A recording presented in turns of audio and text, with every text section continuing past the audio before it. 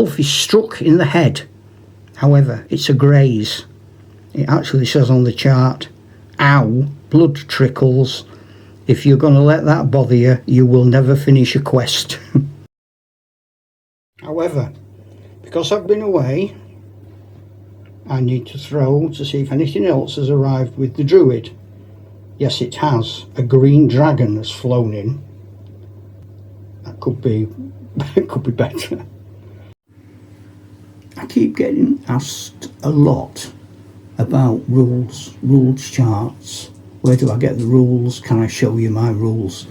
I'm trying to do what I can about that, but I don't want anyone to be in a position of having to pay anything, and I technically don't really know the best way of doing it, but I'm working on it.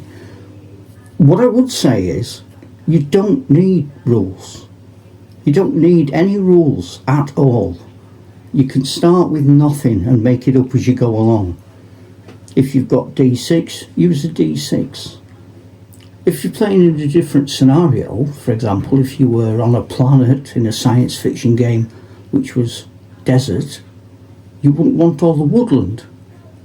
You make the terrain chart generate the terrain that you've actually got.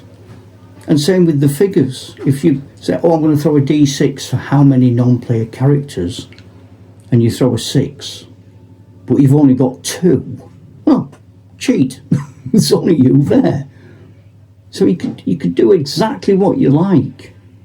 You don't need someone else's rules. You don't need someone else's scenarios. And you'll learn things playing the game and think, I'm not doing that next time. That was a shambles. So anyway, there you go. That's the precursor. I put all my dragons in a row and I threw a D6, and that was the one that popped out. The rules say if I attack first, I get an advantage. So my knights see the dragon and they're going straight in. I'm going to throw 3 blanks and a cross. So that's hopeless. My knight in armour, the black one, he's got 3 swords. So I don't do hit points, I don't do saves. I'm assuming if the dragon had saved it, then I wouldn't have been hitting him, would I?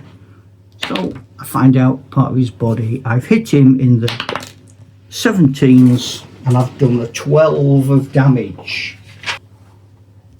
17 means I've hit him in the head, and the 12 sends blood pouring from an open wound and he retreats. Now that's good for me because he's bleeding, and that means he loses a dice when it comes to his attacks because he's been knocked him out a bit. The elf is going to take a shot, so because oh, that's big. Yeah, he's got 5 hits there. An ordinary man wouldn't have got that. This is because he's an elf. Where does it say in the rules? Nowhere. It's just my feelings about my elves in my game. So the elf has shot the dragon. And he shot the dragon, part of the body, a 10. The injury is a 15.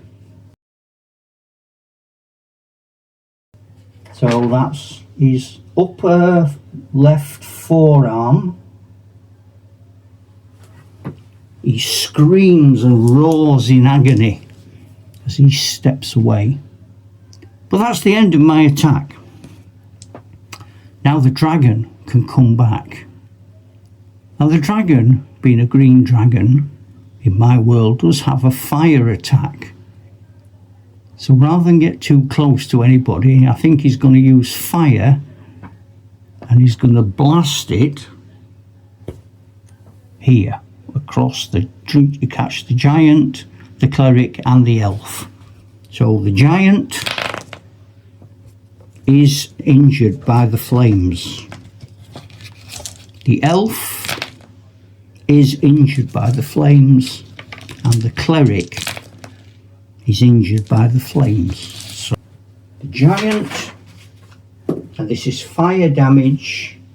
The giant is just engulfed in flame, and falls to the ground burnt. Oh dear, as does the elf. Oh God, I don't even need to throw the second one. As does the cleric. That's from the dragon's fire attack. So now my knights are going to ride in. Oh, that's a hit. In its left rear leg, causing a deep penetrating wound that forces him to leave the action. So the dragon, wounded from the head and 2 leg wounds, flies away from the action and leaves. But I have lost 3 of my characters. Yeah, but ashes. Now, I can't show you rules for a lot of what I've just done because I'm making it up and I'm just talking through what I'd like to happen. And that's just part of the fun of it for me. I don't want to be referring to pages of rules and measuring things and has he got line of sight and what's his extra pluses. That's not what the game is. This game is something different.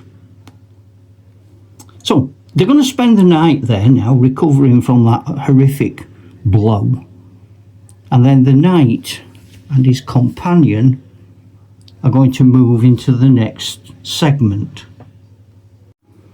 The next segment, I had a great game this morning, all on my own. I spent about 3 hours just getting everything in really neat foot squares and putting in a bit of extra terrain. And I put some bits and bobs. I put some rabbits by the wood and I put some gravestones in the churchyard. But the marker there is a crow on a stick. That's the middle of that empty square of wilderness. I still have to test to see if someone has appeared, if there's a random encounter. I don't have to test for terrain, I know what it is. So is there a random encounter in here, which I'm doing on a 20? Yeah, there's a bear. A grizzly bear. Now I don't know how grizzly bears feel about me. So I shall find out. 1 or 2 is bad. And it's bad. Oh. If I choose to fight the bear, I have to kill it or it will kill me. Once combat has begun, there's no escaping it. The only escape I've got is to immediately now return to the square I was in before the bear appeared and to leave the bear in command of this area. And because of the recent losses I've suffered, that's what I'm going to choose to do. What would you do? It'd be a toss-up. It'd be a dice. It'd be like it'd be a toss-up. It's not easy to win that fight. So I ride back to the cleric who was discovering all he could about storms and lightning to find that there is another random encounter there, because I went away and I've come back, and because of the way the game seems to be going at the moment, the random encounter is a ghost. Clearly this cleric wizard is messing with forces that he doesn't understand, and he's managed to conjure himself up a ghost. Sadly, the person that would have been able to fight the ghost on equal terms, the cleric, is dead. So I can do a number of things here. I can try and fight the ghost at a disadvantage, but I had a better chance against the bear. But if I go back to where the bear was, the bear's going to have another random encounter join it, so that might be even worse. I can watch, let them see if the cleric that's living there can deal with the ghost, or I can attack the ghost myself and probably lose. I don't like leaving the cleric, but I'm really reluctant now to get involved in a battle that I clearly am not favourite to win. I'm going to ride away and I'm going to go back to the bear. Now I leave the poor cleric facing the ghost, and I don't know how that resolves other than by throwing dice. So I'm going to just resolve it on a simple throw. The cleric gets a 2, the ghost gets a 2. So they draw, the cleric gets another throw. I'm going to add it to the 2. 5, I got a 3, and the ghost gets a 4, and the ghost kills the cleric. So now instead of a cleric living there,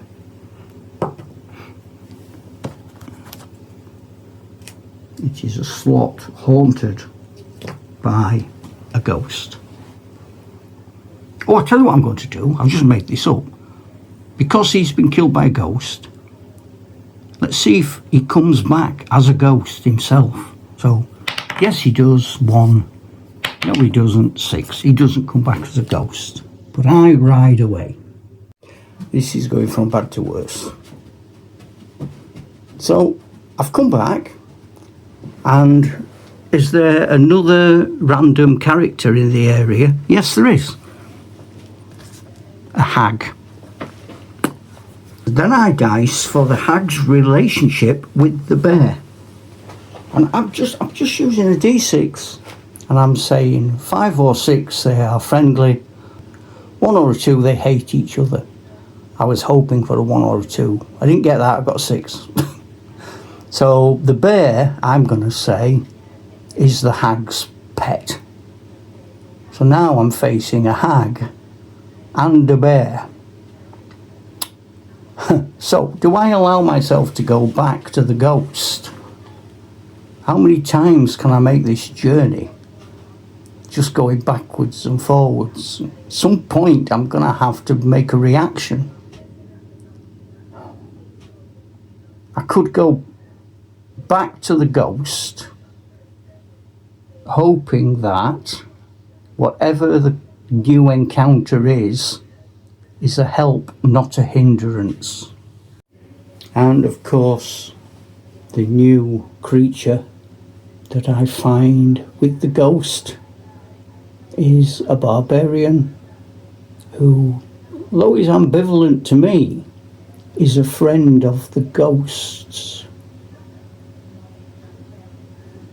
That's a strange mixture, isn't it? I put Thrug the barbarian on because he seemed to be scratching his head, and that's how I'm feeling. I'm thinking this through now. If the giant is sort of neutral as regards my position here, which one of those 2 characters, the ghost or the giant, is actually in control? And I'm going to decide that by saying on a d6, the ghost, if he's in command, got a 2, the giant only got a 1. So it's the ghost that's in charge. Perhaps the giant's under some sort of spell. But they are now my enemies, because whatever the ghost felt isn't going to change. The situation with the hag and the bear is getting worse. I'm gonna have to do something here. I'm gonna have to fight, and I'm just gonna have to charge straight in. One of them is gonna charge the giant. One of them is gonna charge the ghost. Charging the ghost is a fail, and I'm going to give the giant an extra point for size, which in this case now is an extra dice. Oh, I got 3 crosses. I got 3 crosses. He didn't just miss. I'm going to say he took a big swing and he stuck his axe in that tree. The ghost again with an extra dice. He hits my principal knight, part of the body, an 8, which is the shoulder. The injury is a 6. It really hurts, but I'm a warrior, I've got a shield, I've had worse, I carry on. Now becomes my turn. Now because my knight is fighting the giant whose axe is stuck in the tree, I'm going to give myself an extra dice as he tries to free his axe. Also, because the tree has come to be holy in this story purely by accident, I'm going to throw a dice to see if the giant has cursed himself by damaging the tree. So d6, 1, yes he has. 1, no he hasn't. Try again. Yes he has. 3, no he hasn't. 6, no he hasn't. Just a tree, turns out. But I do get an extra dice. And I get 1 cross and 3 blanks, which is a miss, which allows the giant to get his axe out of the tree. My man fighting the ghost loses a dice because he's a ghost, and I don't do any damage. It just goes straight through this ethereal, ghostly image. I don't have any magic weapons, I don't have any power. I'm just a knight. Big Norman knight on a horse fighting something I don't understand. The giant can take another huge swing at me with his extra dice, and he hits me. So that's the Black Knight, and he hits me in my hand. 17. Blood gushes from the wound. You fall from your horse and crawl away. Now, it doesn't say that. What it says is, blood gushes from the wound and you crawl away. He's on a horse. So he must fall from his horse. I have an infantry version of that figure. So it's him. He's crawling away. The ghost, again, because he's supernatural, gets an extra dice. My knight is in trouble. I really need to see if he's bold enough to stand up. So let's look at if that's the original effect. He gets battered by a big axe. He's got a shield and he's got armour, but his hand gushes blood. He falls off his horse, tries to crawl away. As he crawls away, I've tried to test to see if he can do anything about that, and he can't. It says 14. You fall motionless on the floor. So he's clearly losing so much blood now, he's lost consciousness. My knight, losing a dice against a supernatural foe, gets a hit. Yeah, that's bad. It's nothing. It's around the torso, chest area, but if he was wearing mortal clothing it would have torn it, but he's a ghost. So I've just gone through a shimmering appearance of a person, and the swords made no difference whatsoever. Does the giant, in a frenzy, finish battering the man who's on the ground, or does he attack my man on a horse? Carries on battering, attacks. He carries on battering that poor beggar. I'm going to give him an extra dice because the man on the floor is unconscious.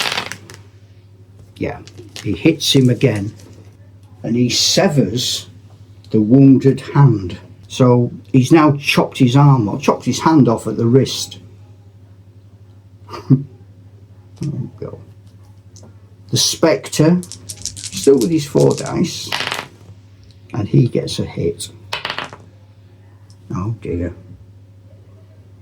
Oh dear. Oh, hang on. I think I've just dodged a bullet here.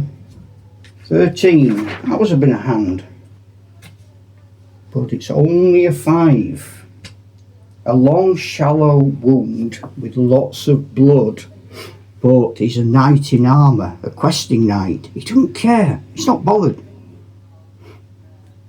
Does the giant just continue mindlessly bashing the guy on the floor? Yes? No. Yes, he does. He just keeps hacking and hacking and hacking away. And the giant doesn't know it, but the knight is dead. This is looking grim, isn't it? My knight. I've got 2 crosses and a sword. That's an absolute shambles. 2 crosses and a sword is sort of a fumble.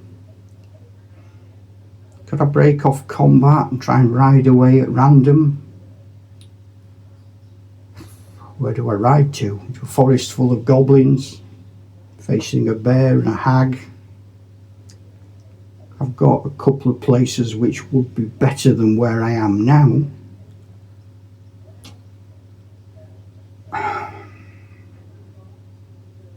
Yeah, there are 2 places that are bad, and there are 1, 2, 3, 4, 5, 6, 7 that are potentially safe. I think I'm going to have to try and break off combat. It's not easy to do when they'll get a free hit, and I haven't done it. I haven't broken off combat. So now I'm facing the giant and the ghost. The giant got me. The giant hits me in. He hits me on the hip, but I've got a kite-shaped shield. I have a chance to save that, which I do. It takes out the shield. The ghost, with his supernatural thing, oh, he missed me completely. Right. I'm going for the ghost. Oh, I got it. I got the ghost. And it should be a 13, which is a hand, and a 16.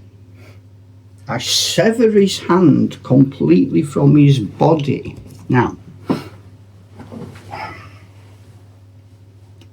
instantly in my head, what I'm thinking is losing a part of your body. Let's say it's not going to be like a normal person. So, 1, 2, or a 3, because he's no longer a complete being, he falls to pieces into ancient dust and just ends up in his original grave. 4, 5, or 6, because I want to give a good thing and a bad thing, the hand immediately grows into a second ghost. You know what I'm going to say, don't you?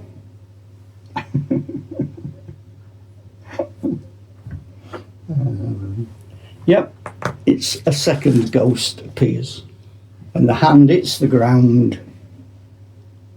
From it, another ghost appears, and I'm beginning to feel, after my lovely game this morning of putting all this together, that I'm about to come to a very sticky end. The giant tries to hit me. The giant does hit me. So I'm going to try and use the shield. I fail. So the injury is, it really hurts, but you are a knight and carry on.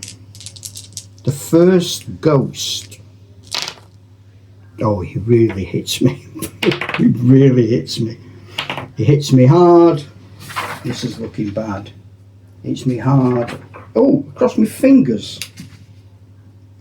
So that's going to have to be the sword hand because I've got the shield. But let's check. Sword hand, shield. Of course, it's the sword hand. 17. Blood gushes from the wound as I attempt to crawl away. So he's smashed down my sword hand, completely obliterated fingers. I don't know if I've lost any yet. I'm now on the ground, unable to grasp my sword. and trying desperately to crawl away. But I've still got a second ghost yet. Now gets an extra dice because I'm on the ground. Oh, it missed me. Missed me. It's me. So, my wound, has it got the potential to become worse? Oh, hasn't it just? Yeah, it has. You cry out in agony and get to your knees and stumble away. Now I've measured that. Oh, I've thrown the dice. It's 4 inches. So I've managed. It's not enough. Let's go to there. I've no weapon. I'm bleeding. I'm badly injured. I'm facing ghosts and all sorts of nonsense going on. This looks like a disaster. I'm really annoyed. The giant hits me round the back of the head, and from my helmet blood begins to pour. The first ghost, he hits me across the back as I'm crawling, and the injury knocks me senseless and I lay sprawled out on the floor. Because it's my game, and because I'd like there to be a chance that this isn't the end of the game, because of all the work I've put in, I'm going to let the dice decide. So first of all, are they willing to take me prisoner? Let's say yes, on a 4, 5 or 6. 1. They aren't willing to take me prisoner. We've already established that the ghosts have the power to generate extra ghosts from dismembered bits. Can they, by killing me, create another ghost? Yes, 5. No, 2. Okay, so they kill me, and in so doing raise me as yet another ghost. There we go. That's it for me. I wish I'd lived longer, but a lot of us can say that, can't we? Ta-ra, Chuck!